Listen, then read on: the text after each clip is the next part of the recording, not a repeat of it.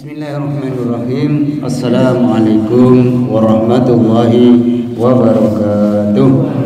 Alhamdulillahi rabbil alamin.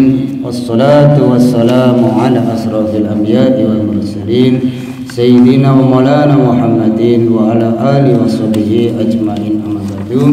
Jamaah salat zuhur yang dimuliakan Allah Subhanahu wa taala, senantiasa kita bersyukur kehadirat Allah Subhanahu wa taala karena pada hari ini kita masih diberikan iman Islam sehat sehingga kita dimampukan untuk bisa melaksanakan perintah Allah salat berjamaah dan perintah Allah berupa belajar, yaitu Iqra. Kita diperintah belajar, sudah belajar, insya Allah inilah orang-orang yang ahli surganya Allah Subhanahu wa taala. Allahumma amin. Jamaah yang dirahmati Allah Subhanahu wa taala, sebelum kita melanjutkan tentang bagaimana orang-orang yang memakmurkan masjid, maka kita akan jelaskan tentang bagaimana orang setelah selesai sholat membaca ayatul kursi. Allah Subhanahu wa taala menyampaikan, siapa setiap selesai melaksanakan sholat membaca ayat kursi, maka dia itu wajib menjadi penghuni surganya Allah Subhanahu wa taala. Allahumma amin. Jadi kalau kita selesai sholat jangan lupa membaca ayatul kursi. Allah katakan orang itu sudah dicatat menjadi penduduk surga sejak di dunia, menghalangi hanyalah kematian. Setelah pisah dari dunia ini langsung diangkat ke surganya Allah lantaran membaca ayatul kursi setiap selesai sholat. Nah, inilah yang namanya pagar agama. Kalau kita mau duduk di majelis ilmu, maka amalan-amalan itu bisa kita amalkan bila kita punya ilmunya. Orang tanpa ilmu mengamalkan agama, amalnya tidak sempurna. Maka Allah katakan, duduk di dalam majelis ketika berdiri, Allah berikan derajat seperti bayi yang lahir. Kita bersih tanpa dosa. Mudah-mudahan ini Allah memberikan kita setelah berdiri dari majelis ini, Allah bersihkan dosa-dosa kita. Allahumma amin. Begini ini, kalau kita tidak ditolong oleh Allah, duduk yang hanya sebentar ini sulit. Kenapa? Karena kita tidak tahu ilmunya. Pagarnya agama adalah majelis ilmu, nutrisinya hati adalah majelis ilmu, makanannya hati adalah majelis ilmu. Kalau hati ini tidak pernah dikasih nutrisi atau makanan, bagaimana bisa mengamalkan agama dengan senang, dengan gembira? Tidak akan mungkin. Maka karena dunia ini hanyalah diciptakan untuk menguji manusia, maka berat, mudah diucapkan, berat diamalkan apabila kita tidak sering duduk di majelis ilmu. Maka biar kita bisa mampu mengamalkan agama, pagarnya adalah zikir, pagarnya adalah duduk di majelis ilmu, maka kita akan ringan mengamalkan agama. Kemudian yang kedua tadi, zikir kalimat la ilaha illallah. Nabi katakan 4.000 dosa besar dihapus oleh Allah, itu pahalanya. Nah, kalau kita tahu seperti ini, maka tidak akan pernah melepas kalimat la ilaha illallah setelah sholat. Tapi kalau kita tidak tahu ilmunya, assalamualaikum, assalamualaikum, udah langsung kabur, merasa bahwa amalnya sudah baik. Ulama yang tiap hari sholatnya 300 rakaat belum pernah melaksanakan ibadah, dalam hatinya merasa seperti itu, belum sempurna amal, terus ibadah. Itulah yang namanya hati hidup. Minimal kita walaupun tidak seperti ulama, jamaah, setiap mendengar suara azan tinggalkan urusan dunia bila itu tidak terlalu penting. Terlalu penting pun suruh tinggalkan. Hanya 3 menit saja, apa mengganggu pekerjaan kita? Dunia ini apapun yang kita kumpulkan tidak akan kita bawa. Ini sering harus kita nasihati hati kita ini, biar kita tidak terlena dengan dunia. Dunia itu menipu, kata Allah. Siapa mencari dunia tertipu. Siapa mencari dunia tanpa akhirat, dia akan sengsara. itu Al-Quran. Kenapa kita masih sibuk dengan dunia? Karena kita tidak mau belajar tentang apa yang disampaikan Allah di dalam Al-Quran.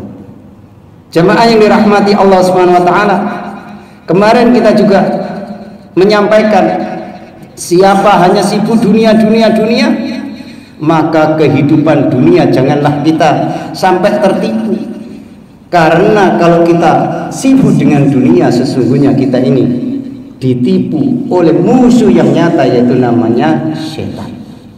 Barang siapa mempunyai sifat seperti itu, maka dia akan celaka yang selama-lamanya. Jamaah yang dirahmati Allah Subhanahu wa taala, agar kita selamat dengan kehidupan yang sebentar ini, maka kita jadikan diri kita ini sebagai ahli masjid. Ahli masjid itu yang bagaimana? Setelah dari masjid, hatinya itu condong kapan ada sholat lagi.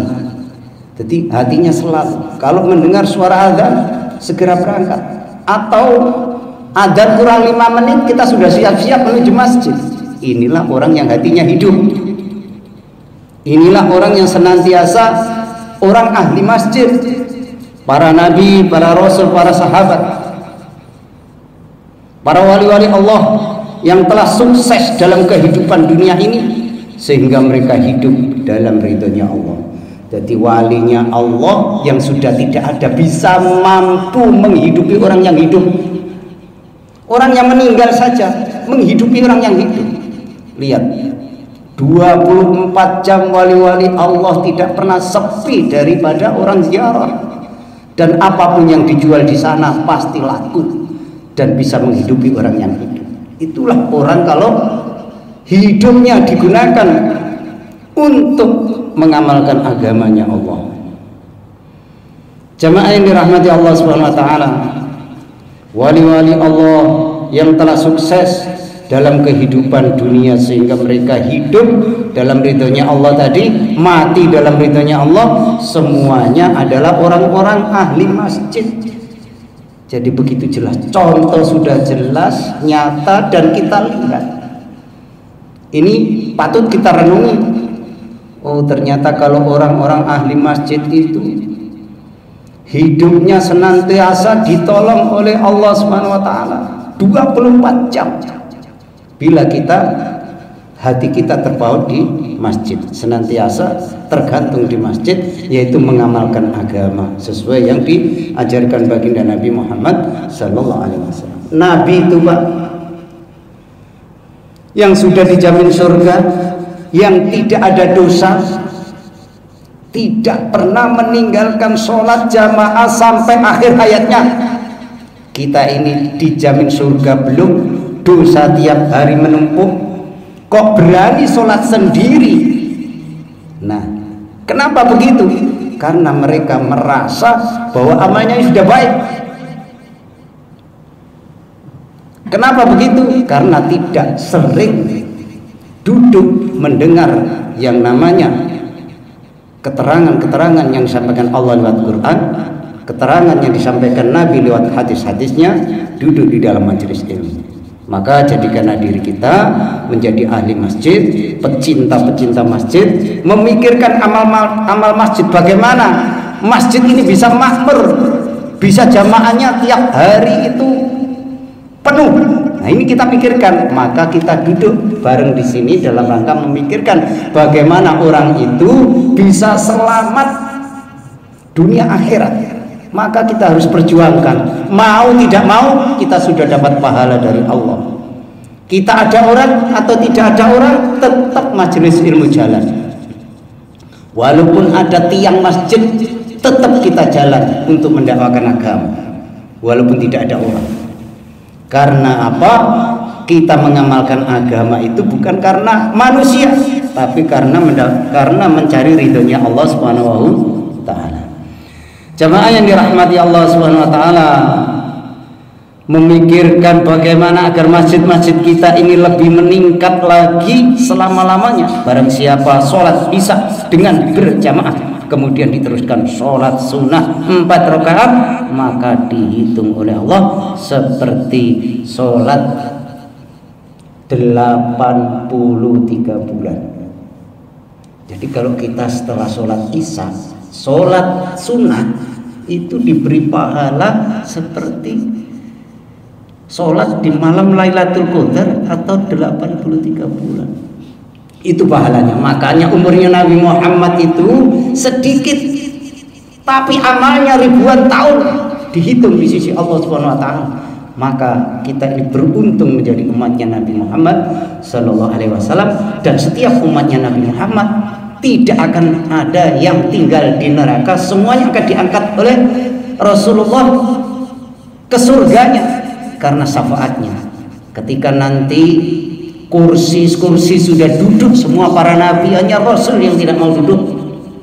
Sebelum umatnya semua diangkat, walaupun imannya sekecil apapun, akan diadu-adu oleh Rasulullah, dicari semuanya, diangkat. Itulah kemuliaan sebagai umatnya Nabi Muhammad. Saking sayangnya seperti bagaimana kok kita ini di dunia tidak mengembirakan Nabi. Maka cara mengembirakan Nabi adalah duduk di majelis ilmu, memperjuangkan agama seperti ini, sehingga kita senantiasa dapat ridhonya Allah, membuat Rasulullah gembira, sehingga kita bersama Rasulullah SAW rombongan menuju surganya Allah Subhanahu wa taala. Karena apa jamaah?